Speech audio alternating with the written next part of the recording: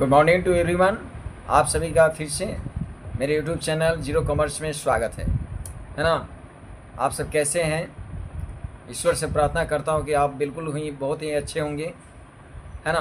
तो चलते हैं अब आगे। नेक्स्ट का जो प्रॉब्लम है वह 16 है, यानी 16 है। इसको कैसे देखेंगे, है ना। पहला क्वेश्चन जो दिया है, started business with cash ₹30,000 and bank ₹20,000। यानी आपने जो व्यवसाय शुरू किया है, यानी 30,000 रुपया कैश लगाकर और बैंक से 20,000 रुपया आपने व्यवसाय शुरू किया है। तो कैश डेबिट हो जाएगा, बैंक डेबिट हो जाएगा और कैपिटल क्रेडिट हो जाएगा। ठीक है, यहाँ पे cash debit, bank debit to capital account. ठीक है, तो 30 और 20 कितना हो जाते हैं 50,000 रुपया। अब नेक्स्ट क्वेश्चन जो है जरा देखेंगे क्या लिख रहा है। अगला प्रश्न है, purchase worth ₹5,000 for cash at TD 20% and cash discount 5%। यानी आपने माल खरीदा 5,000 रुपये का, आपको उस पर 20% का ट्रेड डिस्काउंट मिला है ना, और आपको 5% का कैश डिस्काउंट मिला है। ध्यान दीजिएगा। तो इसका पहले हम कैलकुलेशन करेंगे, फिर उसके बाद जर्नल देखेंगे। ठीक है, अब जरा देखिए यहाँ पे कैलकुलेशन में क्या होगा।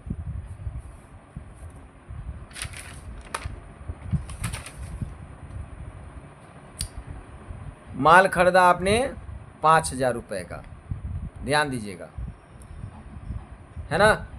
और डिस्काउंट जो मिला है TD, ये ट्रेड डिस्काउंट जो है यानी कि 20% TD है। तो आप क्या करेंगे, 20% जो है TD आपको मिला है, ध्यान दीजिएगा। तो TD का लेखा तो पुस्तक में होता नहीं है, तो हम लोग क्या करते हैं, 5,000 का TD हम काटेंगे 20/100 करके। ठीक है, तो ये 1,000 रुपया हो जाएगा। 1,000 रुपया TD यहाँ घटा दीजिएगा। ठीक है, तो ये हो गया 4,000 रुपया। अब ध्यान दीजिएगा, कैश डिस्काउंट, यानी कैश डिस्काउंट जो है आपको मिला है कै परसेंट, 5%। खूब ध्यान समझिएगा। तो इसी 4,000 का 5% कैश डिस्काउंट मिला है, तो 4,000 का आप काटिए कैश डिस्काउंट 5%, 5/100 कर देंगे, है ना। यानी 4×5 = 20, यानी 200 रुपया। 200 रुपया आपको डिस्काउंट मिल गया। क्या, CD, यानी CD का मतलब हो गया कैश डिस्काउंट। अब घटा देंगे तो कितना, 3,800 रुपया। मतलब आप मात्र आपको 3,800 रुपया आपको देना पड़ा। ठीक है, तो चलिए अब क्या होगा, एंट्री क्या हो जाएगा। तो एंट्री ये होगा,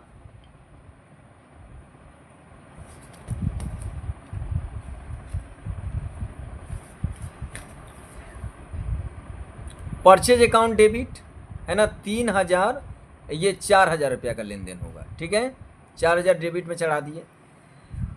आपने दिया कितना कैश, तो 3,800। अकॉर्डिंग टू कैलकुलेशन 200 रुपया आपको छूट मिल गया। ठीक है, तो आपने कैश दिया है, यह रियल अकाउंट है, यह गोज आउट होगा, है ना। कैश आपके पास से जाएगा, इसलिए क्रेडिट हो गया। ठीक है, डिस्काउंट नॉमिनल अकाउंट है, आपको छूट मिला है, इसलिए यह क्या हो जाएगा, आपके लिए लाभ आय हो जाएगा, इसलिए इसको, है ना, 200 से क्रेडिट कर देंगे। परचेज क्या होगा, नॉमिनल अकाउंट है, खर्चा नहीं है, डेबिट होगा। अब क्या करेंगे, बिंग लगा देंगे और प्रश्न को यहाँ मेंशन कर देंगे और क्या करेंगे, एंट्री। ये हो गया, ये था सीरियल नंबर 2 था। अब देखिए आगे क्या कहता है। नेक्स्ट जो प्रश्न है वह 3 तारीख को क्या कहा है। सॉरी, 3 तारीख नहीं मानिए, इसको सीरियल नंबर 3 मान लीजिए, है ना। आपको डेट अगर लिखना है तो डेट लिख सकते हैं, कोई दिक्कत नहीं है।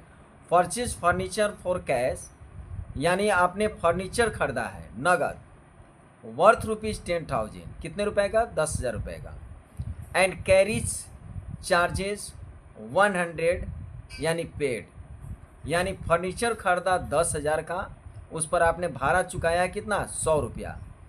तो भैया ये जितने भी सामान आप खरीदते हैं और उस पर जितना भी कैरिज या ढुलाई हो, है ना, या दलाली हो, इस तरह का जो जब आ जाए, है ना, तो उसको हम क्या करेंगे, यानी फर्नीचर के मूल्य में या संपत्ति के मूल्य में जोड़ देते हैं। तो टोटल जो है आपका खर्चा कितना हो गया, 10,000 आप प्लस 100 यानी 10,100।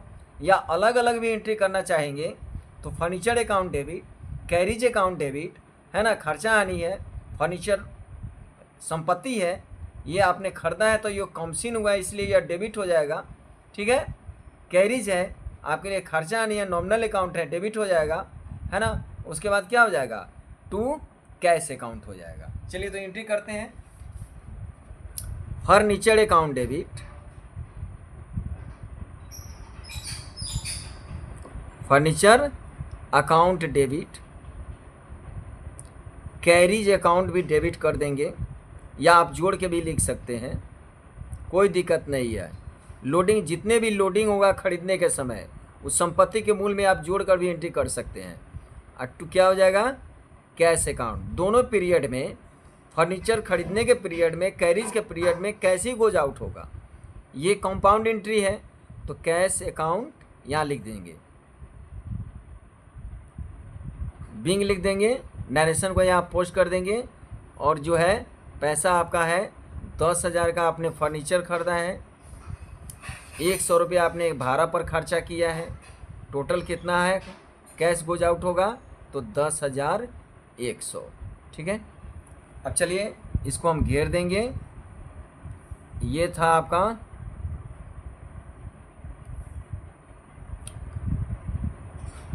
जनवरी 3, ये सीरियल नंबर था। अब अगला क्या है एंट्री करता है ज़रा ध्यान दीजिएगा। नेक्स्ट है 4 को, ठीक है क्या लिख रहा है, यानी ₹252 यानी 252 रुपया पेड किया है पुरोहित को। पुरोहित कौन होता है, मान लीजिए कि कोई पंडित जी आए आपके यहाँ, है ना, पूजा कराए है ना, उसको आपने दक्षिणा के रूप में 252 रुपया दिया और लिखा है फॉर ऑफरिंग वर्थ, है ना, वर्शिप, हाँ, worship out of which ₹101 for proprietor house. अब देखिए क्या कहा है, इस प्रश्न को खूब ध्यान समझिएगा।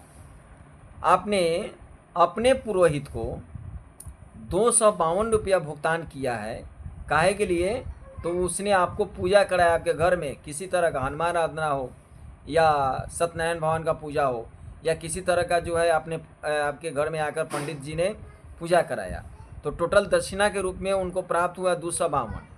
लेकिन इस 252 रुपये में से, है ना, आपने गृह, देखिएगा लिखिएगा यहाँ पे क्या लिखा हुआ है, प्रोप्राइटर हाउस, यानी 101 रुपया आप अपने निजी प्रयोग के लिए, है ना, यानी दिया है।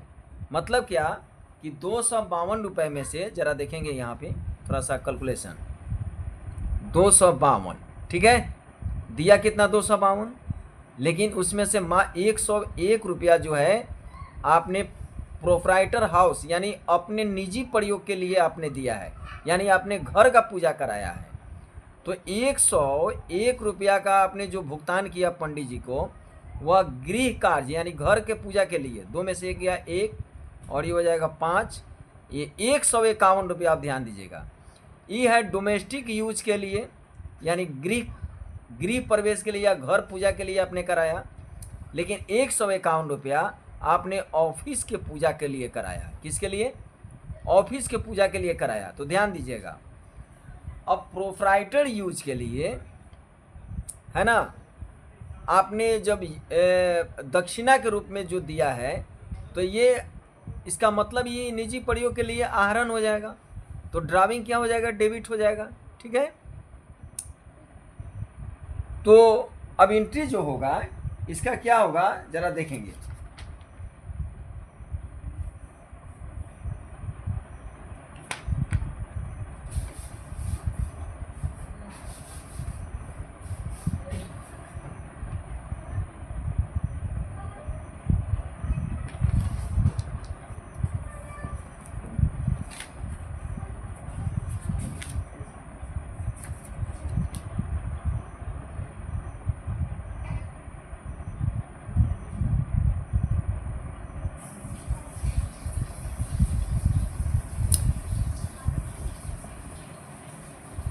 इस ड्राविंग को डेबिट कर देंगे और 151 रुपया है ना, इसको मान लीजिए कि यह मिसलेनियस एक्सपेंसेस है ना।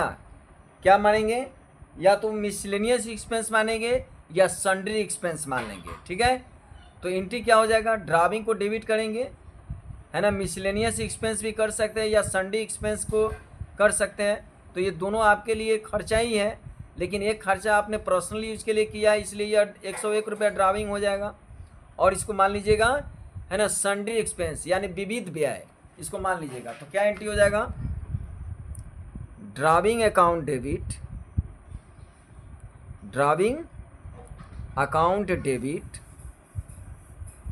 Sundry expense, sundry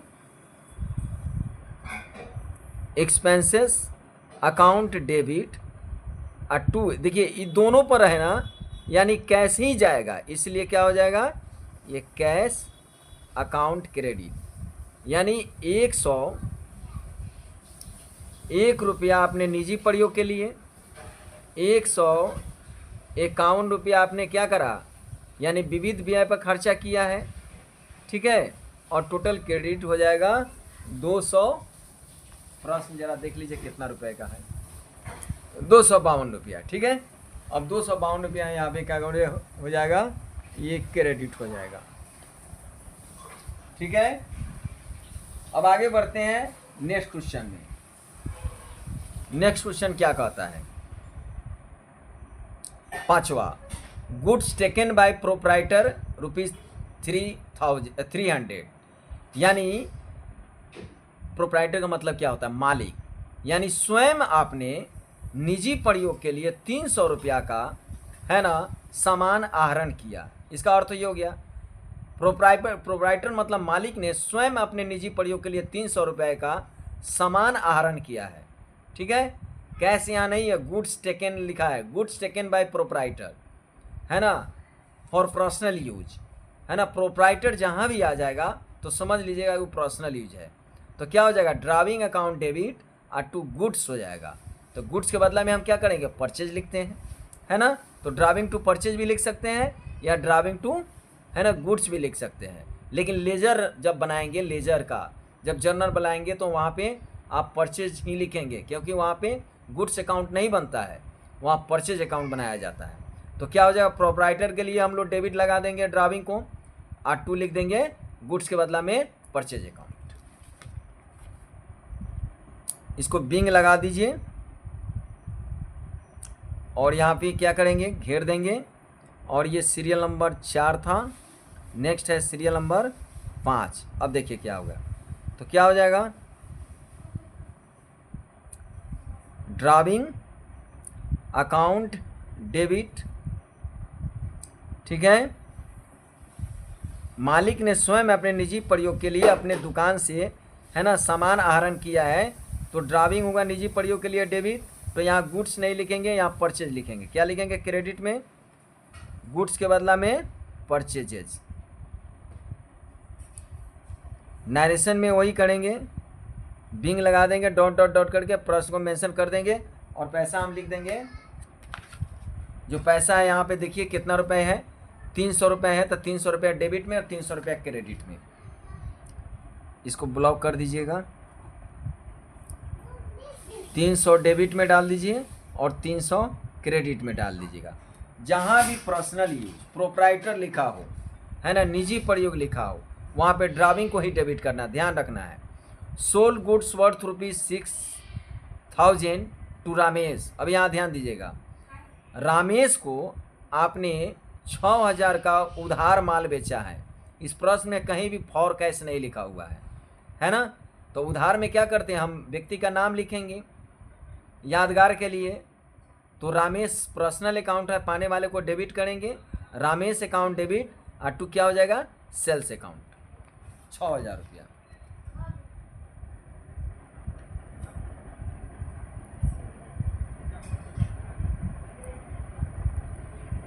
Ramesh account debit to क्या हो जाएगा, sales account. Bing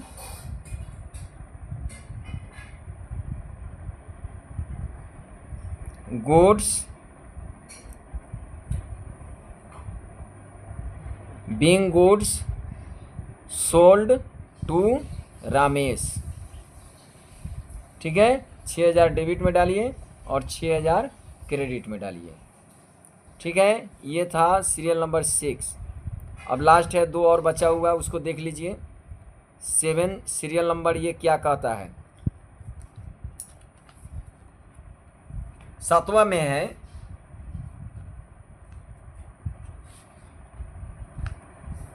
receive cash 2,000 and cheque ₹4,000 from Ramesh, the cheque was not deposited into bank. अब ध्यान दीजिएगा क्या कहता है, कहा है कि आपने 2,000 का नगद प्राप्त किया। ठीक है, किससे, तो रामेश से। ध्यान दीजिएगा 2,000 का आपने किससे प्राप्त किया, रामेश से नगद प्राप्त किया है।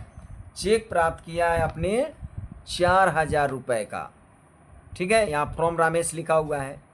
Cheque was not deposited into bank, इसका मतलब है कि चेक आपके हाथ में ही है, चेक इन हैंड। तो बैंक को डेबिट नहीं करेंगे, चेक इन हैंड को डेबिट करेंगे। और कैश आपने रिसीव किया 2,000 का, तो कैश कॉमसिन होगा, रियल अकाउंट है, डेबिट हो जाएगा कैश 2,000 से, है ना। चेक इन हैंड को डेबिट करेंगे और गिवर कौन हो जाएगा, रामेश हो जाएगा। तो रामेश को हम लोग क्या करेंगे, क्रेडिट कर देंगे। ठीक है ना, तो चलिए एंट्री करते हैं। क्या हो जाएगा, cash account debit,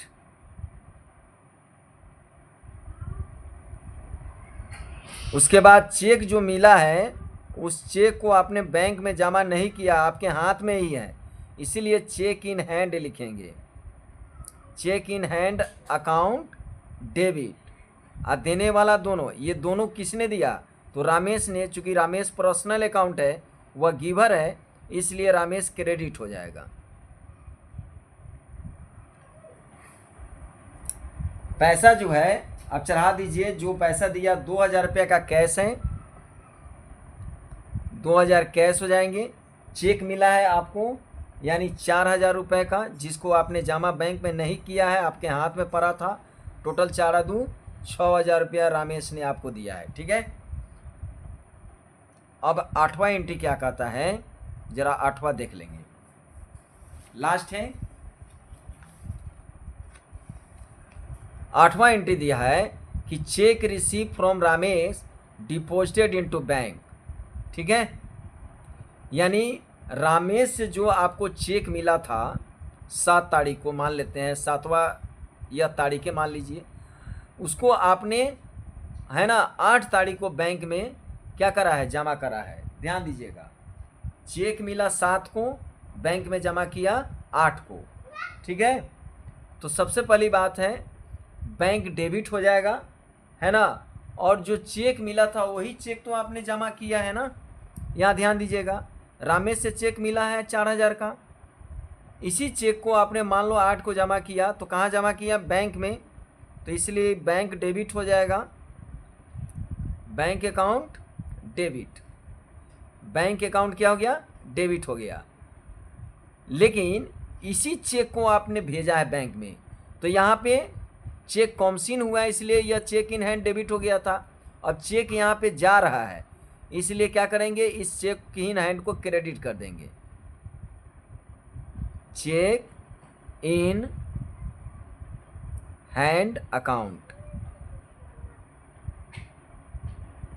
being dot dot dot जो भी है लिख देंगे। पैसा आपका 4,000 का चेक इन हैंड था, तो 4,000 रुपये डेबिट में और 4,000 क्रेडिट में डाल दीजिएगा। ठीक है, और हम क्या करेंगे, इसको क्लोज कर देंगे। टोटल RS लिख दीजिएगा, सभी जोड़कर जितने भी एंट्री है जरा देख लीजिए, ऊपर से जितने भी एंट्री आपका है इस सभी को हम क्या करेंगे, नीचे जोड़ते हुए, है ना, यहाँ पे टोटल कर देंगे, और ये लास्ट में हम क्या करेंगे, खाता को क्लोज कर देंगे। स्केल उठाएंगे और नीचे से डबल लाइन देने के बाद, है ना, क्लोज कर देंगे, या फिनिश हो गया। तो इस तरह का ये क्वेश्चन भी क्लियर हो गया आपको। 16 नंबर प्रश्न। अब मात्र जो है, अब इसमें कितने बच गए, 4 क्वेश्चन बच गए आगे का। तो जो क्वेश्चन कुछ आने वाले हैं जैसे कि interest on driving, interest on capital वगैरह, ये सब यही सब क्वेश्चन आएगा आपका।